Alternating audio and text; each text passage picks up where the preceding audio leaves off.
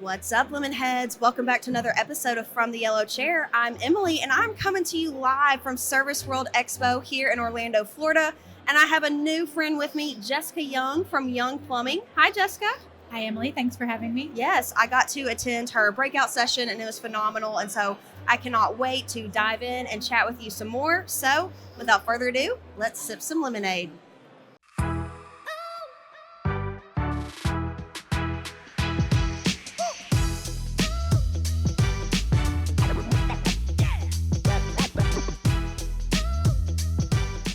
All right. Well, hi, Jessica. Hi, Emily. How are you? I'm pumped. Good. It's been a good day. It's Yeah. good conference. Good conference, yes. Lots of things happening here at Service World. And I don't know about you, but I was very skeptical. Didn't know if this show would even make from the hurricane. I was terrified they were going to cancel it. I was Yes. like, I have been preparing all year. Why? Oh, do we I have to have know. our game Well, right and now? I was going to feel so bad because I know they've been planning this for well over a year. And to come down to like the last few days and have to cancel, that would have been heartbreaking. But Absolutely. we're here. Tons of people here. Tons of great vendors. Mhm. Jessica was a speaker at a breakout session. Is absolutely fantastic. So I want to dive into that a little bit more. So tell me about kind of your background and your history. Like, how'd you even wind up here? So as far as plumbing, well, I started off in college as an English major, and I was going to teach English, Okay. and very quickly realized that I do not like other people's children enough to teach them. Oh, Love them, to Good cuddle point. them. Good point. Can't teach them. Don't want to do that. So I decided I was going to get my PhD. Okay. And I was going to be a college professor because these students are paying to be there, obviously, right? They should be better Better mannered. equipped, Yeah. right? At a higher level. So then I met my husband, who is an amazing plumber, and we got married the week after I graduated with my degree. Okay. Had a family pretty early. So my plans completely changed in the best way. And in 2017, we got married in 2007. In 2017, he opened his own plumbing company and was like, okay, cool, we can do that. And then in 2020, we started off in 2017 doing new construction. Or Okay. he did. Okay. And he was kind of a one-man show. In 2020, when COVID hit, we're like, of course, nobody's going to build houses in the Right. middle of a pandemic. Yeah. We were wrong. Those good interest rates happening right there. Yeah, exactly. But he said he wanted to do more service, but he was struggling to answer the phone. And, I had no idea what was involved. So I was like, sure, I can answer the phone. How hard can it be? Yeah. Exactly. And it just kind of snowballed from there.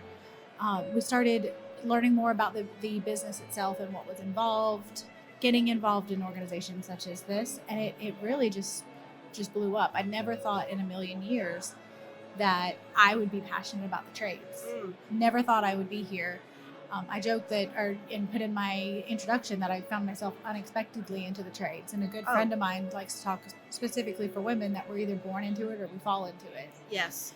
And that's kind of how it was. I had absolutely no interest in doing this when he started a plumbing company, but now I couldn't imagine my life without all these amazing people. Absolutely. I know I talked to so many women in the trades, and they either call themselves like a QuickBooks wife, Mhm. like I inadvertently had to learn how to do the books for my husband's business, or answering the phones. So another little nugget that you shared is you were answering phones, but also while doing it while homeschooling your 5 children, right? Yes, absolutely. Oh my gosh. Can we talk about Superwoman right here? Absolutely. Well, and the problem is honestly, I wasn't doing either job all that well. We tried for 2 years to continue homeschooling because I didn't want to give it up and do this. But as the business took off and we grew and my job became more and more and more demanding, I realized that I was going to have to make a choice. And I was lucky enough to be in a place where my older children were very interested in attending high school. And we have a great, amazing local high school near us that I was comfortable with. And my younger children also had an interest in being in a more of a school environment. And so we put them in a private Christian school near us, Okay. right near the office, literally 6 minutes away. Okay. So it made my mama nerves feel a lot better to have my little babies really close. Yes. So we were just really fortunate to be in a great place to make that transition and to also be in a position, and honestly, being in an industry like this, an industry that can afford us so much freedom, gave me the freedom to make the best decision at the time for my family, because it was very difficult to give up what I felt was my mission at the time as far as being a homeschooling mom. Yeah. I was on the board of our local homeschooling association. I directed a co-op. I was all in. Yeah. So to move from that to being like, okay, this is the best decision for my family now. Yeah. And my kids are in great places. That's It fantastic. really worked out.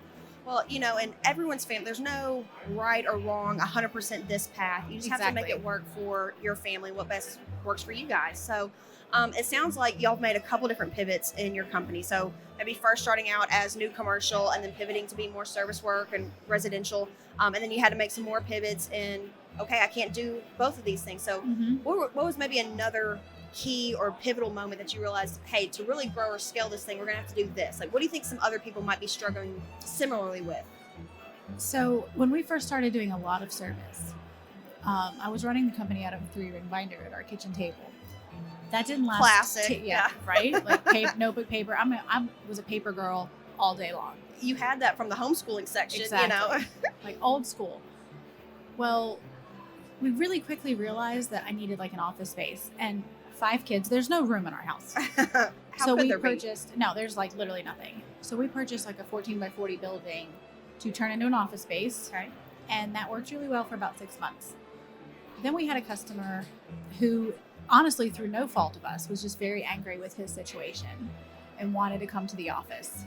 Oh, that's never a And good sign. No. And we're like, we don't want okay, people coming to the office. exactly. But we realized in that moment that we need a brick and mortar place that we can interact with customers at. We had really very rapidly outgrown kind of like running it out of our house. Yes, yeah. So in 2021, we rented a small office space because at the time we really just needed like office. Yeah. Now we're in a large, I think it's like 8,000 square foot building that we can house all 5 trucks in, Very have cool. inventory, we have a kitchen, all the things. But that moment of realizing that we're going from this, we're no longer this one-man show, one guy in a truck. People know our name. We're very quickly becoming a more reputable company. We need to live that life and look it. So it was really that moment of like, what if a customer wants to come to my house and he's not too happy at all? My kids are here and Yeah. So yeah. Well, getting the office, that one like kind of like legitimizes your business. Like, hey, they're not just out of their home, but then also all the things of like Google and how it gives authority to you having an actual Exactly. physical address, things like that. But probably beyond that, there's lots of operational moves that you had to make. And so like, hey, we can do it this way with just me and my husband on notebook paper. But then as you're going to grow and hire more people, there's probably lots of operational and HR adaptions that you guys had to make. There are. So in my session, I talked a lot about the things that I wish I had known when we started. Yes.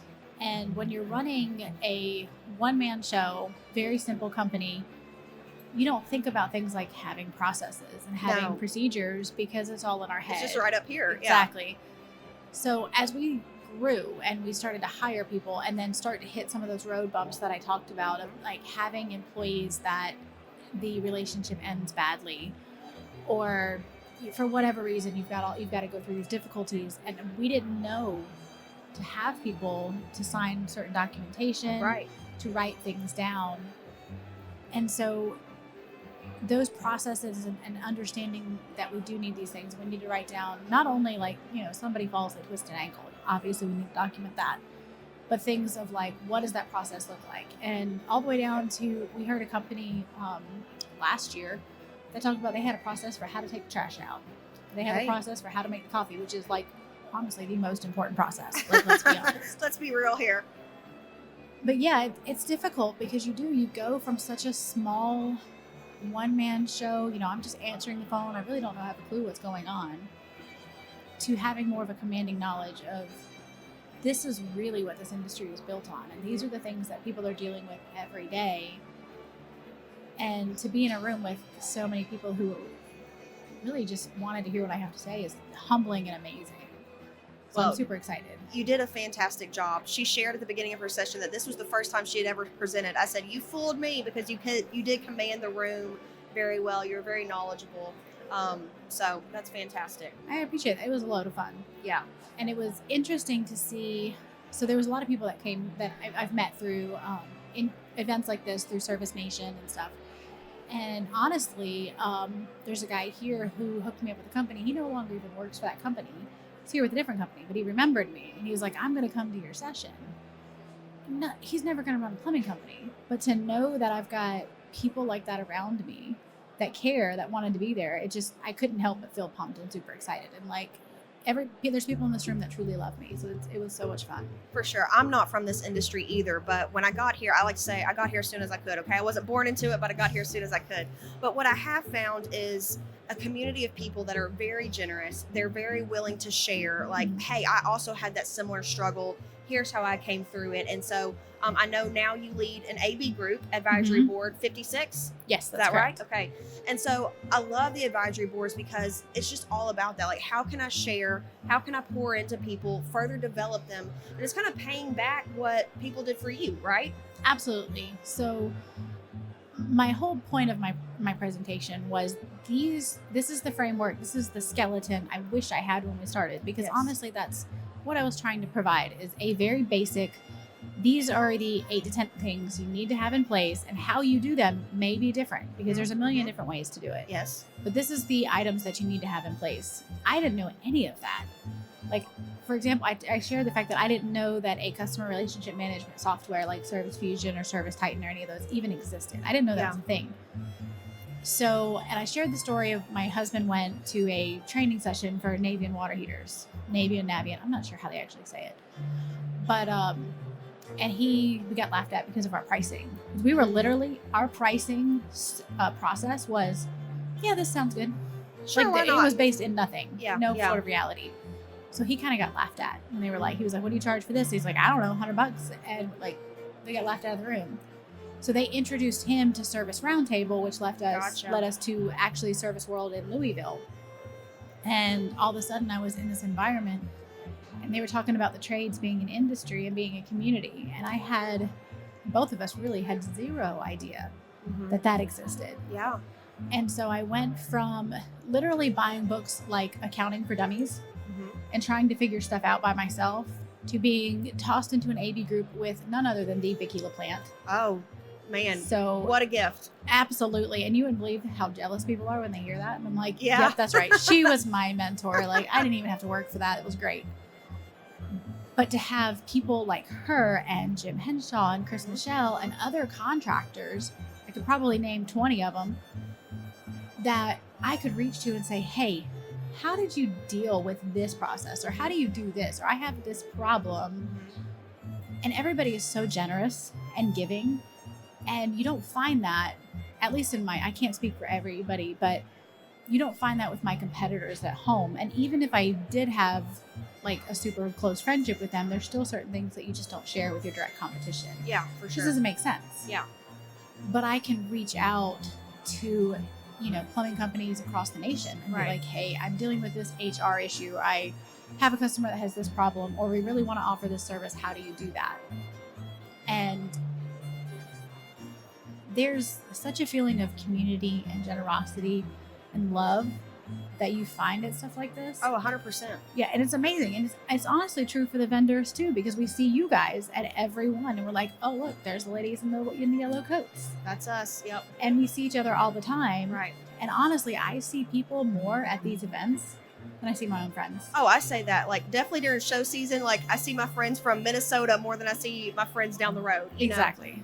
But it is something very special, and I think that's why it's Service Nation, because it is literally all across the nation. But you can have that sharing of processes, ideas, struggles, and it not be with your direct competitor. Absolutely. And you can talk to people who are living your life every day. Absolutely. And because there's something special about being able to go to somebody who can absolutely understand the intricacies of everything that you're dealing with. And while I love my friends in my personal life who are still basically homeschooling moms, love them to pieces, and they are amazing people, they can't relate to what I do every day. Yeah. So it's a different kind of community and understanding when you're making these connections. And this is our 4th Service World. And we walked in this time not feeling like the baby company, not knowing anybody and being a little bit kind of apprehensive, to now walking through these halls and through this expo, knowing people's first names. Yes, and being for like, sure. hey, how are you? How's your kid? So I'm curious, now that you've accidentally found yourself in this world, a little bit. but sounds like you're loving it. What do you see as like the future for the trades, and maybe from like 2 different folds, like maybe like women earning their spot in the trades, be able to stay there and, keep their spot at the table, but maybe even also like the next generation. Like, I know education is very important to you and homeschooling your kids. Like, do you see your kids going into the trades? Would you even want that for your kids? What are kind of your thoughts on the future of the trades? So I can only really speak to plumbing. I think plumbing and HVAC and electrical are all very similar, but Yes. I don't know enough to speak about them. As far as my own children, my oldest is actually 21. He's my senior service technician, That's so he fantastic. works with us. Awesome. He grew up on job sites with his dad. That's right. My husband spent a lot of his time during our marriage in law enforcement. But when we first met, he worked with his uncle his uncle's a general contractor building homes. So he spent time on those job sites. And then there was times throughout our marriage that he would work, even if it was just on the side, kind of helping out. So my oldest got to be on new construction job sites from the time he was little. And then as homeschooling allowed us the opportunity where he could take him to work pretty much anytime he wanted to. That's some of the best education right there. Absolutely. You can't learn that in a classroom. And a lot of the schools, and again, I don't go to school all over the country, so I can't speak to it. But in our area, the schools, like, they're offering welding. That's huge. Mm-hmm. But there's nobody offering, actually just one school near us just started offering plumbing. But they're not really offering trades education. So we always hear that tradesmen are dying out. Yeah. We're very proud to have several young people that work with us. One of them obviously being my oldest. But we have several people that are in their 20s. My oldest's best friend works with us. They went to school together. So we're trying to foster that bringing in young people, because it is kind of everybody's pushed towards more tech jobs, and because like we know technology's taking over, but they're forgetting how important the trades are in a lot of ways. So we're trying very hard to foster that, and I'd love to see all 5 of our children work with us. I don't know that that's realistic. Yeah. But my 17-year-old works with us over the summer. He got super excited when he's upsold a customer to a pressure regulating valve. I got that phone call. Look He was at him. very That's excited. Awesome. So it's fun to see. Well, and I think slowly the world is evolving. Like when I was graduating high school, it's like you had to go to college and get a degree or you will be a failure. Mm-hmm. But I think we're slowly starting to get it right. You can have a real career, graduate without tons of debts from a trade school or something like that, and really make an impact in your community. And I hope it's getting more and more to where it's a very respectable career and a fantastic option for a lot of people that love working with their hands, love being problem solvers. Yep. And, I think it is. Mm-hmm. I don't think you see that when we first started and we didn't know about this community. We didn't see that. Yeah. My husband actually came to me when he first started, and he looked at me and he said, "Would you be embarrassed to be married to a plumber?" And because we only saw one side of it, right? And I was just like, absolutely not. Why would I not be? But at the time, it was just a plumber. Or like the butt crack plumber, and had that nasty stigma. But that's the stereotype you see. Yeah. But then you get involved in something like this, and you realize that it is so much more than just unclogging toilets. There's so much that goes into it. And I couldn't be more proud to be married to a master plumber. That's awesome. Who is amazing at what he does. Yes. And I couldn't be more proud to be in this industry. Mm-hmm. So shameless plug, I am a advisor and South Carolina state lead for women in plumbing and piping. Awesome. I would love to see, I feel like, so women, we're in it, but we're in the office. Yes, yes. It is almost every CSR, every dispatcher, all them, by majority that I've met are women. We're expected. Now, I do not have the skill set to be out in the field. It would end terribly for everybody. But I would love to see more women in the field, and we're trying to foster that and encourage that as well. So they say that it's a male-dominated industry, but I think it was Carol Longacre that said earlier that's like, I don't think that's true anymore. I think we're more and more even. And I see that a lot, and I'm super excited about it. We're getting that. So I want to learn a little bit more about WHIP. So I serve on the Lady Titans board, and actually just last week we hosted a mutual party with Lady Titans and Women in HVACR and WHIP, Women in Pipes and Plumbing. And so fantastic organizations, again, where you can just find that community, find those people to share your struggles with, get help from, seek advisory from. So tell us more about WHIP. So yesterday here, I don't know if you were here during the opening session, they did a opening session on finding your tribe. So it's all about finding people that you connect with, and that's what WHIP is for women. I'm not in HVAC, but I am ridiculously jealous of the women in HVACR. Hey, I mean, we welcome plumbing ladies, Yeah, I'm so, it just seems like an amazing organization. Yes. So I was really excited to learn at last year's Service World that Women in Plumbing Piping had got started. So I jumped in. I was like, let me help, let me do whatever. So it gives us that same place, and we're starting off small, but I'm hoping to see it grow. But it gives us that place to kind of foster, again, another type of community, to encourage women to be in the trades, because I do feel very blessed and very lucky to be in a place like this, and to have connections inside Service Nation, and to be at events like this. But not everybody has that. Right. So this is just another place where they can create those connections and create that community. So we'd love to have more members. So anybody out there, like, reach out. I'm happy to give my contact information. I'd love to have you. We've seen it grow. So I'm actually leading a book club with them. Oh, wow. And it's been the most fun. We just get in there, and I sent everybody these little pink coffee mugs. Like, I mailed them out. So fun. And we sit there with our little mugs over Zoom, and it just feels like we're all in the same room. And I've never met any of these ladies in person except for one. Met her here. But we feel like we get to hang out every week, and we end up talking about so much more than just the book. Oh, for sure. It's So what amazing. book are y'all currently going through? We're just about to start. It's 101 essays to change the way you think. We just finished Lean In. Okay. So we've had a great time. That's awesome. Well, I know WHIP has some fantastic leadership. I know Mhm. Lori Scholl, Angie Snow. Yep. I got to work a lot with Julia, who's actually like a staff member there at WHIP, and Yep, love Julia. fantastic. I know you Jen guys. Shu is in there as well. Jen Shu, another awesome rock star, woman in the trades, and so I know WHIP is very up and coming, and so I'm excited to see what you guys do next. And yeah, I mean, that's fantastic. Awesome. Yeah, it's been a good show. So, how can people get in contact with you if they want to just maybe ask you some questions or maybe learn some more about WHIP? How can they get in contact with you? So WHIP does have a website. Okay. Honestly, I don't know the website off the top of my head, but they can Google it. They can Google it. Google works. For me, my email is really simple. It's just jessica@youngplumbingservices.com. Very good. So they can always reach out. Our website is youngplumbingservices.com. They can reach me through there. And I have a LinkedIn. And I'm happy to, what I can do is send you all that information, Emily, so you guys can post it wherever you need to. Awesome. Felt very blessed after this, because I've had several women and a couple of men walk up to me and say, hey, I need help with this. How do you do this? Or can I send somebody to you? And I was that person 4 years ago that knew nothing. So now to have people come up and be like, hey, I'd love to get your advice. That's amazing to me. Like, I couldn't imagine anything better. No, that's for sure. Okay, so how about we end this off? What would be the one piece of advice you'd give to maybe a woman who was how you started off back in 2017? What would be the one piece of advice you give her? Ooh, that's a hard one. I would say jump all in. Oh, Jump all in. Like, I did feel very ill-equipped in a lot of ways. And there was a lot of days that were full of tears and full of stress, and just the unknown of being an entrepreneur and starting your own company, and then all of a sudden we're responsible for these other families and their paychecks. It's a lot. For sure. But once you jump all in and you realize you don't have to be a master of business, it helps. It definitely helps.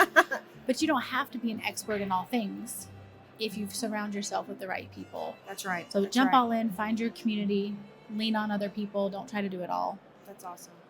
Well, Jessica, thank you so much for chatting with me. I've really enjoyed this. You have a phenomenal story, and I know you're looking to empower and unite women all across the trades and help them grow up. So thank you so Absolutely. much. Thank you, Emily. I appreciate it.